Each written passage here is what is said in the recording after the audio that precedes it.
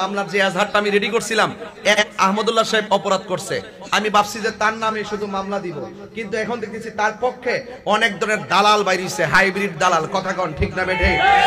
এই দালালগুলো যখন বের হইছে, এখন দেখলেন যে আমার এজাহার আরো ঘুরাইতে হবে, তার বক্তব্যকে যারা সমর্থন করবে তাদেরও তো মামলার ভিতরে ঢুকাইতে হবে, কথা কন ঠিক না বেঠে?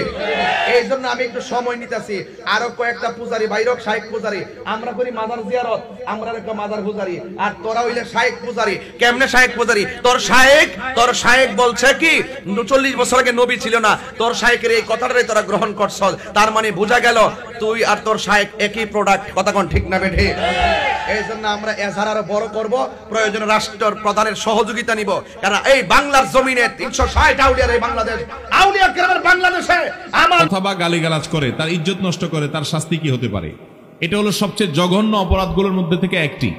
আমরা চুরি করাকে কবিরা গুনাহ মনে করি, ডাকাতি করাকে কবিরা গুনাহ মনে করি, জেনা করাকে কবিরা গুনাহ মনে করি, আমরা ডাকাত অন্যান্য অনেক হারাম কাজকে কবিরা গুনাহ মনে করি, গীবত করাকে কবিরা গুনাহ মনে করি। কিন্তু কোন মানুষের সম্মানহানি করা বা সন্দেহের উপরে ভিত্তি করে কারোর ব্যাপারে একটা খারাপ কথা বলা, এটা যে কবিরা গুনাহ, এটা আমরা অনেকে জানি না।